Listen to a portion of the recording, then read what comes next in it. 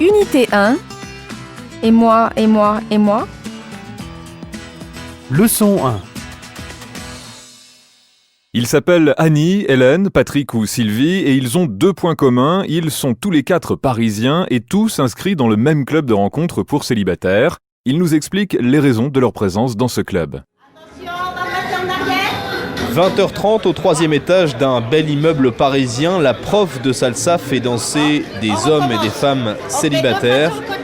Moyenne d'âge 40 ans, une majorité de femmes et des profils très différents. Annie ne connaissait personne avant d'arriver à Paris. Moi j'étais originaire de province et je me suis inscrite ici 6 mois après mon arrivée sur Paris. J'avais 2 copines de province mais ça faisait un peu léger quand même pour sortir. Parce que les gens sur Paris sortent par bande d'amis. Ils restent avec leurs amis, tous dans les cafés, dans les restaurants ou ailleurs, ils restent avec leurs amis. Même quand on va dans un club de sport ou ailleurs, c'est bonjour, bonsoir. Au bar du Clubhouse, c'est l'heure de l'apéro. Tout est fait pour rendre les rencontres le plus naturelles possible. Sur les 3500 membres, le rythme de travail est souvent à l'origine du célibat, des cadres, des fonctionnaires et des ingénieurs comme Hélène, 27 ans. Alors déjà dans mon travail, je suis avec des personnes beaucoup plus âgées que moi et je sais que j'ai aucune chance de trouver dans mon travail actuel. Et ça, c'est important parce que c'est quand même au travail qu'on passe la majeure partie de sa journée. C'est souvent dans ce lieu-là qu'on se rencontre. Je me disais que c'était difficile de sortir de sa solitude et de se lier avec d'autres personnes. Et depuis que je suis au club, j'ai rencontré des gens complètement différents. Un étage plus haut, le restaurant, le vin est gratuit. À table, des divorcés comme Patrick. Je me suis séparé de ma femme et mes enfants, donc ma femme était prof, donc on avait essentiellement des amis profs, et puis c'est vrai que j'ai perdu pas mal d'amis en me séparant. Certains recherchent l'amour, mais la plupart viennent ici pour vaincre la solitude et s'épanouir. Depuis 19 ans, Sylvie fréquente ces clubs. Je viens pas ici en espérant trouver le prince charmant, non. On est entre nous, on s'apprécie bien, c'est une deuxième maison et on se voit en dehors, c'est une deuxième famille. Reportage diffusé sur RTL.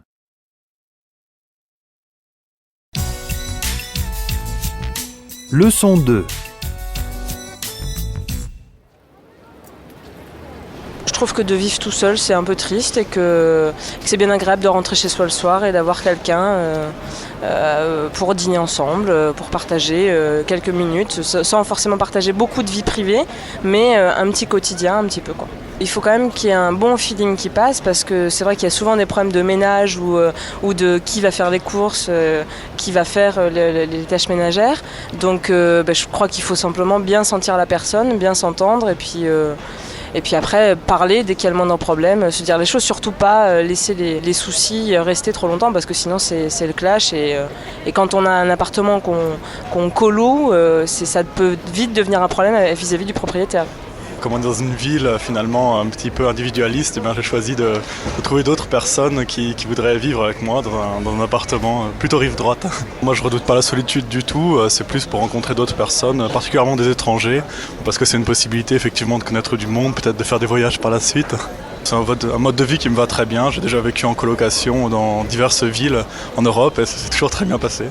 J'ai déjà vécu 3 ans en colocation et ça s'est très bien passé. On est passé de 4 personnes à 9 personnes et qu'il y ait une seule salle de bain. Si on sait s'organiser, c'est pas un problème en fait. C'est peut-être un phénomène de mode, mais vraiment je crois pas. Je crois que c'est plus pour lutter contre la solitude, sans forcément s'accrocher aux gens. Il y a plus à partager dans une ville où tous les gens sont seuls. Quand on est peut-être un peu plus vieux, qu'on est divorcé, séparé, ça peut aussi être un moyen de se rapprocher des gens sans forcément chercher une relation stable. Moi je vois pas ça du tout comme un nid à mariage.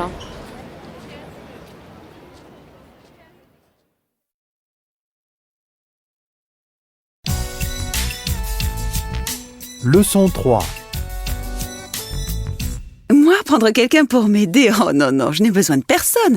Je vérifie moi-même tous les devoirs de ma fille et de mes fils. Je fais le ménage, je fais les courses pour tout l'immeuble, j'arrose l'ordinateur, je répare le chien, je descends la voisine et c'est très bien comme ça.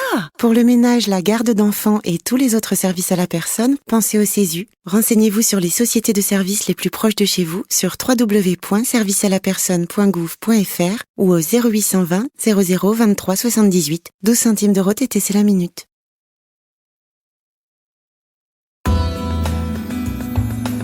Savoir-faire.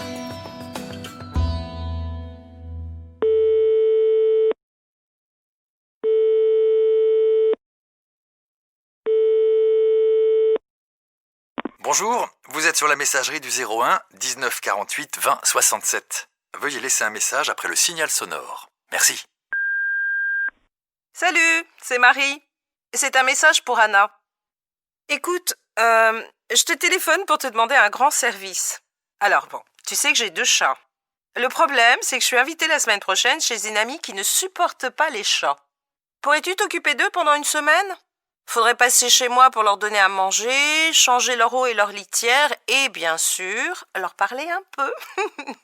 Bon, écoute, ce serait vraiment sympa de ta part. Tu me rappelles ?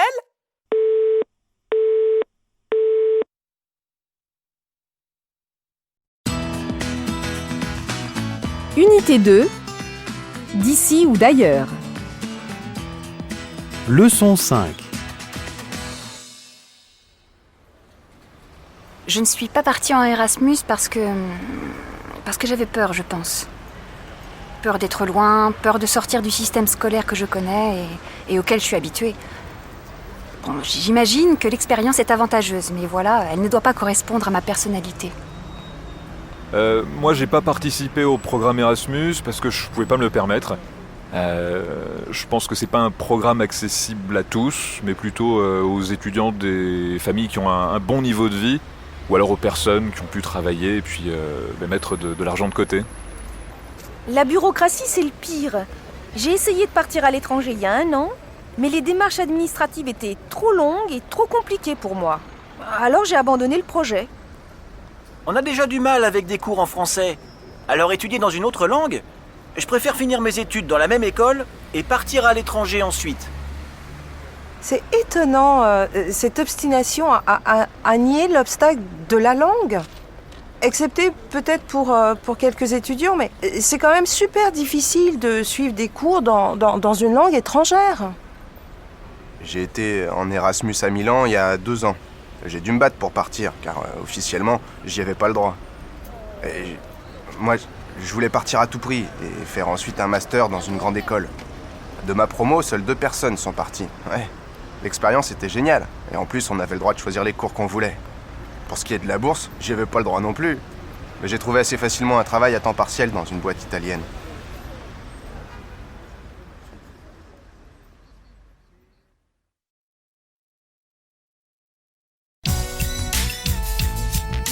Leçon 6. Première partie.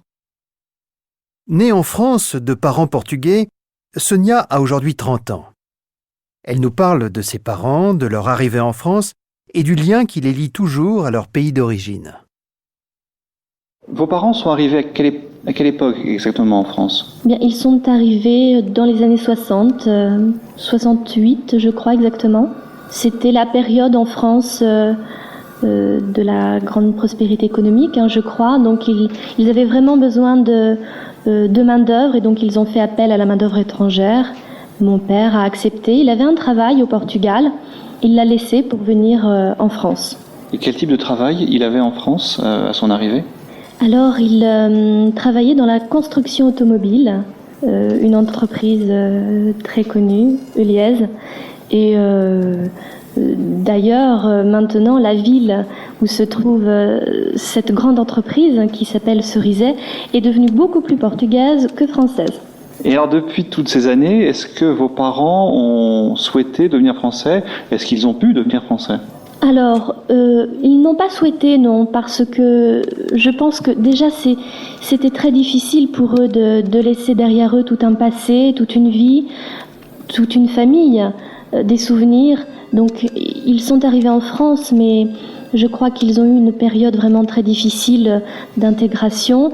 Et puis, non, ils ne le souhaitaient pas parce que ils ont leur culture, ils ont leur façon de vivre et ils sont avant tout portugais.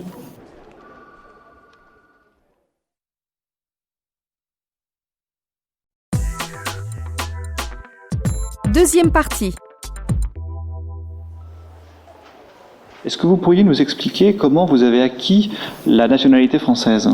Oui, eh bien, à l'âge de 16 ans, je suis allée à la mairie de ma ville où j'habitais.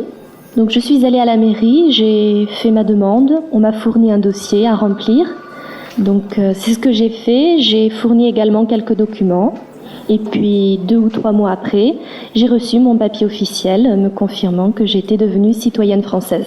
Et alors, vous êtes née en France ou au Portugal ? Moi, je suis née en France. Donc, mes parents sont nés au Portugal. Ils ont eu 7 enfants, 4 qui sont nés au Portugal et les 3 derniers, dont moi la 7e, nous sommes nés ici en France. Et alors, le fait d'être né sur le sol français ne suffit pas à vous donner la nationalité française, alors ? Non, parce que en France, pour devenir citoyen français, il faut avoir au moins un parent français. Donc ce n'était pas du tout mon cas puisque mes 2 parents étaient nés au Portugal. Donc je suis née et systématiquement j'étais portugaise. Alors qu'est-ce qui vous a donné envie de devenir citoyenne française ? Ah, bonne question.